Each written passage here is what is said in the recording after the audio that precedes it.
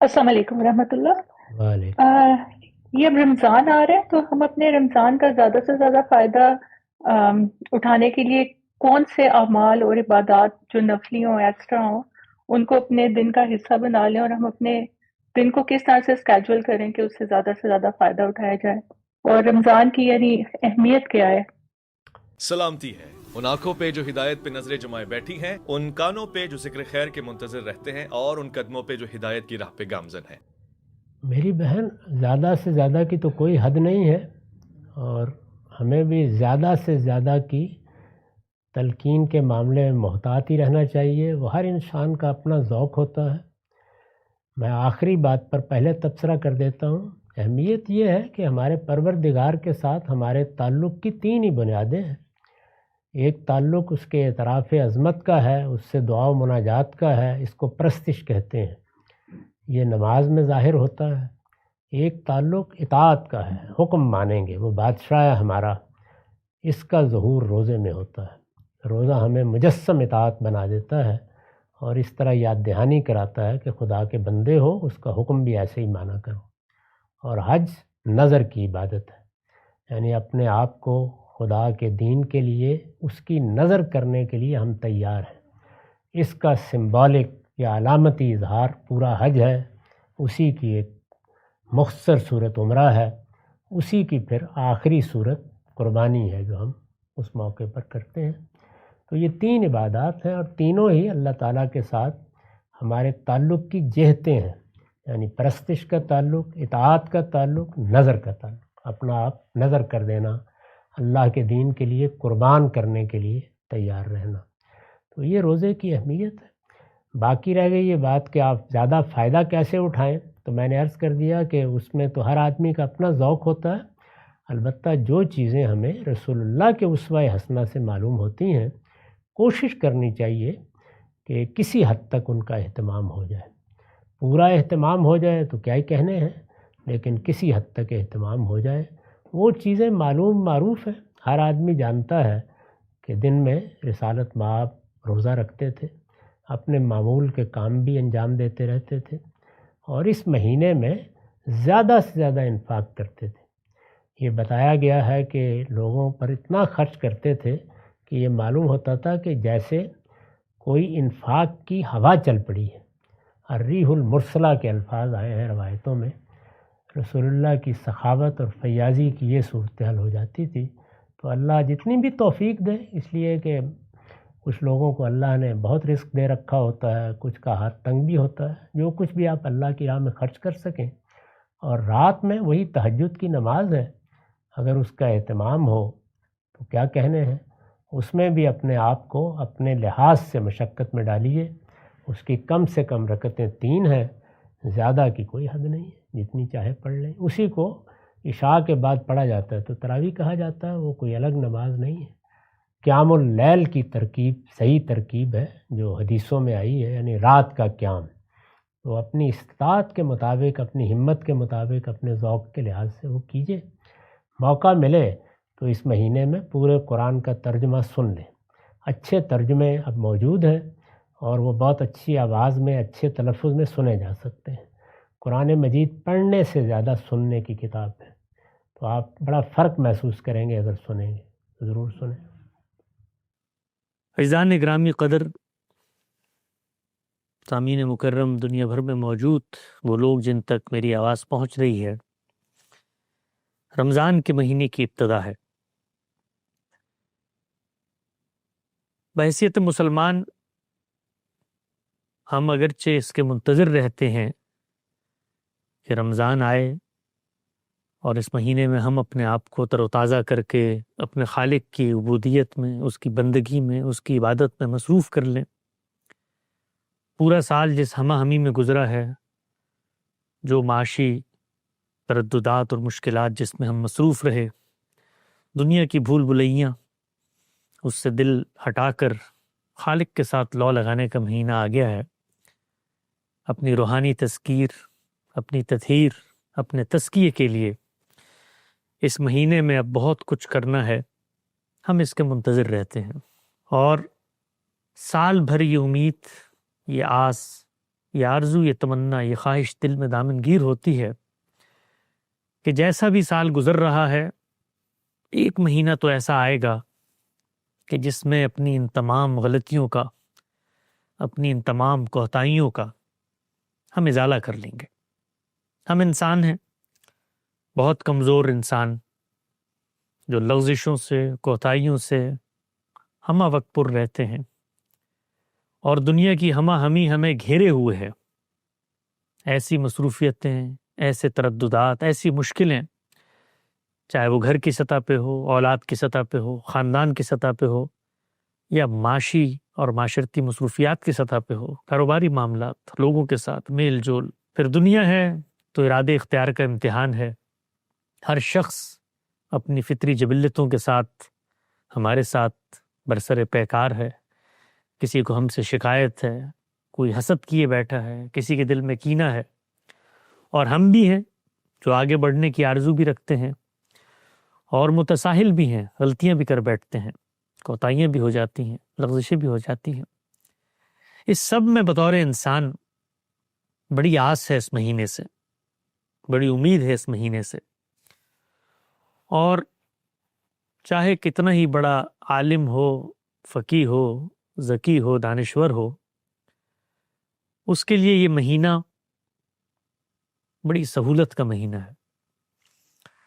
ہم پورا سال اس کے منتظر تو رہتے ہی ہیں کہ اگر یہ آ گیا تو کوشش کریں گے کہ کم سے کم اس مہینے میں وہ کام کر ڈالیں جو شاید ہم پورا سال نہیں کر سکتے تھے۔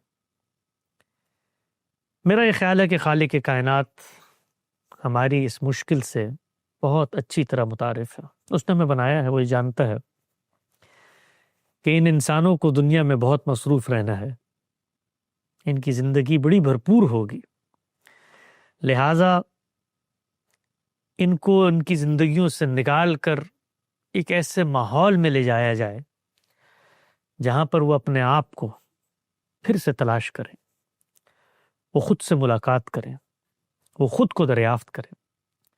وہ جب خود کو دریافت کریں گے، خود سے ملاقات کریں گے، خود کو جانیں گے، تو اسی کے نتیجے میں میری معرفت کا حق بھی ادا ہو جائے گا، وہ مجھے بھی جان لیں گے۔ کیونکہ اس دنیا میں خالق کا مقدمہ وہ شروع ہی مجھ سے ہوتا ہے۔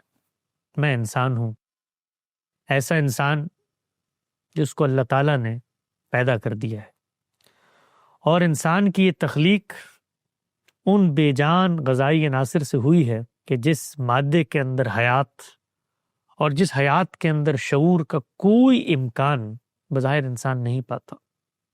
تو انسان اگر اپنے آپ کو پہچان لے تو وہ رب کو پہچان لیتا ہے۔ بڑی مشہور ایک عربی مقولہ اور محاورہ بھی ہے کہ جس نے اپنے آپ کو پہچان لیا اس نے گویا رب کو پہچان لیا۔ تو رمضان کا مہینہ در حقیقت مسلمانوں کے لیے ایک ایسا وقفہ ہے کہ جس میں وہ اپنے اس روحانی سفر کی پیاس کو بجھانے کا کچھ بندوبست کرتے ہیں۔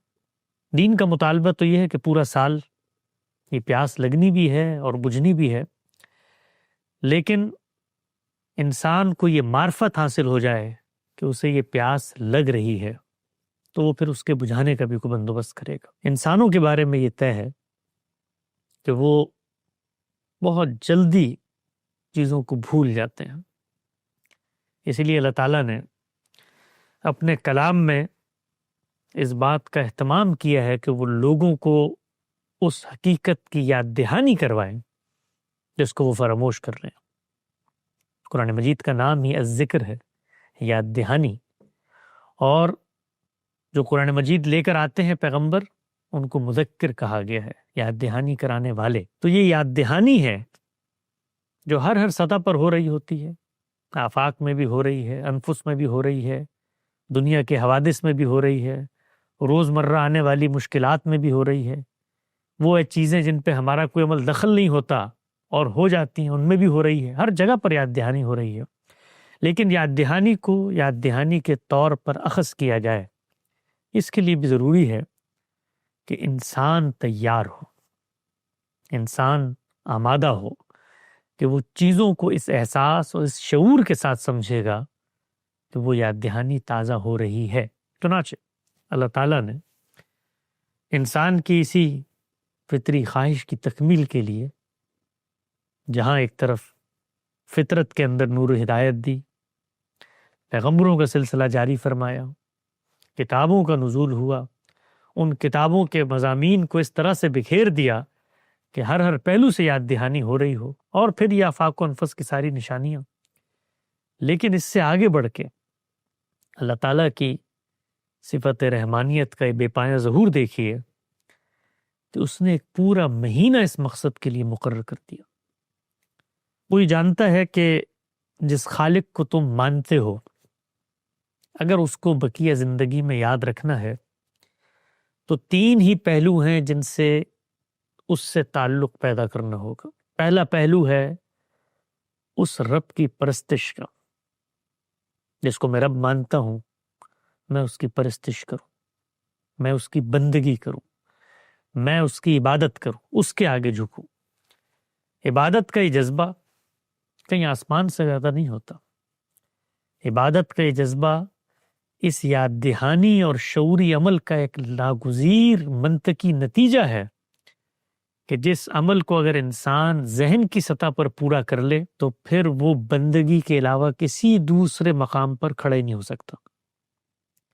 آپ یہ دیکھیے کہ میں بطور انسان دنیا میں جب شعور کی آنکھ کھولتا ہوں تو میرے سامنے دنیا کی رنگا رنگی، دنیا کی بو قلمونی، دنیا کے یہ عجائبات، دنیا کے اندر بکھرے ہوئے خدا کی قدرت کی نشانیاں، یہ بلکھاتی ندیاں، یہ بہتے جھرنوں کا شور، یہ ہریاول سبززار، یہ متسلسل پہاڑوں کے سلسلے، اور پھر ان کے اندر یہ غذائیں، یہ موسم، یہ رنگ، یہ آہنگ، یہ روپ، اور یہ معنویت، اور یہ اتھا گہرائی، اور پھر ان کے اندر موجود رشتے، ان رشتوں کے ساتھ میرا تعلق، ان کی نزاکتیں، یہ جمالیات، یہ سب چیزیں مجھے یہ پیغام دیتی ہیں کہ اے انسان اپنے آپ کو پہچان۔ یہ جو کچھ تیرے خارج میں موجود ہے یہ تیرے اخذ و اکتساب کے نتیجے میں سامنے نہیں آیا، یہ ایک ہستی ہے جس نے تیرے لیے مقرر کر دیا۔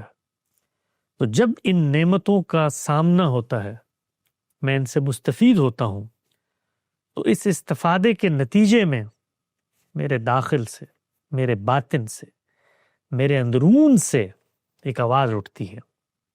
وہ آواز شکر و سپاس کا ایک نعرہ ہوتی ہے۔ گویا میں اس منعم حقیقی جس نے مجھے یہ نعمتیں دی ہیں، اور صرف نعمتیں نہیں، نعمتوں کا ایک لامتناہی سلسلہ ہے جو دیا ہے، اور نعمتیں بھی ایسی جو غیر مترکبہ ہیں، میرا کوئی عمل دخل نہیں ان کو پیدا کرنے میں، وہ مجھے مل جاتی ہیں، وہ ایکوائرڈ نہیں ہیں، وہ عطائی ہیں، وہ دی گئی ہیں۔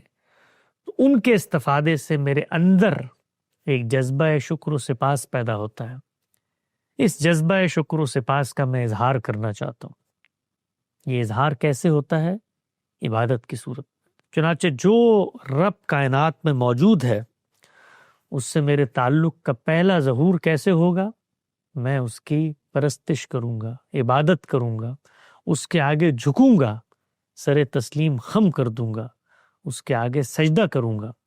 گویا میں اپنے ظاہری حیت سے اور اپنے باطن کے شعور کے اعماق سے یہ پیغام دوں گا دنیا کو بھی، خود کو بھی، اور اس منعم حقیقی کو بھی کہ میں تیرے ہی آگے جھکتا ہوں، میں تجھے ہی الہ مانتا ہوں، تیرے علاوہ اس جہان کا کوئی پروردگار نہیں ہے۔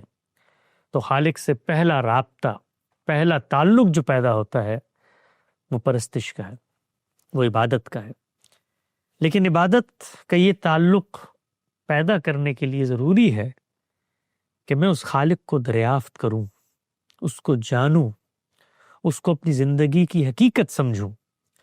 اس حقیقت کو سمجھنے کے لیے اللہ تعالیٰ نے ایک مہینہ مقرر کر دیا ہے، اور فرمایا ہے کہ یہ مہینہ صرف یہ نہیں کہ اس مقصد کے لیے ہے کہ آپ نے اپنے خالق کو پہچاننا ہے، بلکہ یہ مہینہ اس ہدایت کے نزول کا بھی مہینہ ہے کہ جس کے اندر اس مقصد کی پہچان اور اس کی تفصیلات کو ثبت کر دیا گیا ہے۔ گویا خالق سے میرے تعلق کا پہلا اظہار خالق کی عبادت میں ہوتا ہے، دوسرا اظہار خالق کی اطاعت میں ہوتا ہے، اس کی فرما برداری میں ہوتا ہے۔ جس کو ہم بڑا مانتے ہیں، جس کو اعلیٰ درجہ دیتے ہیں، تو پھر ہم اس کی بات بھی تو مانتے ہیں۔ تو خالق کی بات ماننا، اس کی اطاعت کرنا، اس کے کہے پر سر تسلیم خم کر کے جھک جانا، یہ خدا سے تعلق کا دوسرا ظہور ہے۔ پہلا ظہور پرستش، دوسرا ظہور اطاعت۔ روزہ اسی مجسم اطاعت کے اس تصور عبودیت کا ظہور ہے کہ میں وہ چیزیں جو خالق نے مجھ پر جائز قرار دی تھی، کھانا پینا خالق کی نعمتیں ہیں، کلو وشربو قرآن مجید کہتا ہے، کھاؤ پیو، ایک وقت کے لیے اپنے اوپر پابندی عائد کر لیتا ہوں کہ میں نے ان چیزوں کو نہیں کھانا۔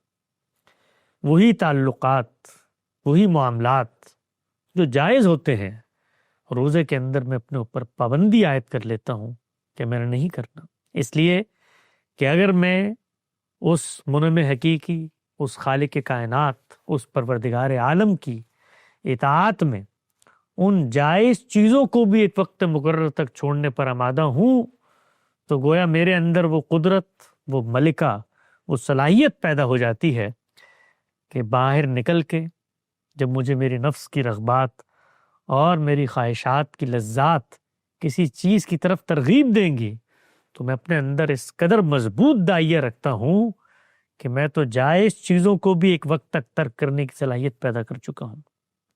تو روزہ اس مقصد کے لیے ہمیں دیا گیا ہے۔ اور خدا سے تعلق کا تیسرا ظہور کیا ہے؟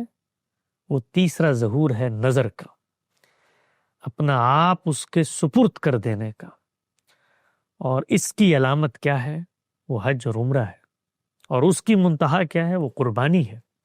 گویا ہم جس کو خالق مانتے ہیں اس کے آگے جھکتے ہیں، اس کی بات سنتے ہیں، اور پھر اس کی بات اس حد تک سنتے ہیں کہ زبان حال سے یہ پیغام دیتے ہیں اپنے آپ کو بھی، اپنی دنیا کو بھی، اور اپنے خالق کو بھی، کہ تیری ایک آواز پر ہم اپنی جان تک کی قربانی دے سکتے ہیں۔ یہ قربانی کیا ہے؟ یہ قربانی اصل میں اپنی جان کو نظر اور مماثل صورت میں جانور قربان کر کے ہم یہ پیغام دیتے ہیں کہ کل اگر موقع ملا، ضرورت پیدا ہوئی، خدا کا اذن ہوا، تو خدا کی راہ میں اپنے آپ کو قربان کرنے سے بھی ہم گریزاں نہیں ہوں گے۔ یہ حج جو ہے، یہ اسی قربانی کی پوری رسم کی ایک ریہرسل ہے۔ اگر آپ حج کے مناسک کو دیکھیں تو جس طریقے سے اس میں آپ مجاہدین کی طرح دو کپڑے اوڑھ کر گویا میدان جنگ میں آ گئے ہیں اور لبیک اللہم لبیک کر رہے ہیں، اس خدا کے ہاتھ پر استعلام کر رہے ہیں، جس طرح جنگ میں قصر نمازیں پڑھی جاتی ہیں اس طرح سے پڑھ رہے ہیں، اور پھر اس کے بعد اپنا سر منڈوا کر اور قربانی کر کے یہ پیغام دے رہے ہیں کہ حق تو یہ تھا کہ اپنی جان تیری نظر پیش کر کے گھر جاتا، لیکن تو نے ہی میری جان کو احترام دے دیا ہے، تو اب جانور کو نظر بنا کر اپنی جان کا ایک نذرانہ تیری خدمت میں پیش کرتا ہوں۔ تو خدا سے تعلق کے یہ تین مظاہر ہیں، اس کی عبادت ہوگی، اس کی اطاعت ہوگی، اور اس کے نظر پیش کی جائے گی۔ ان تینوں چیزوں کو اگر ہم نے حاصل کرنا ہے تو اس کے لیے شعوری ایمان کی دریافت ناگزیر ہے۔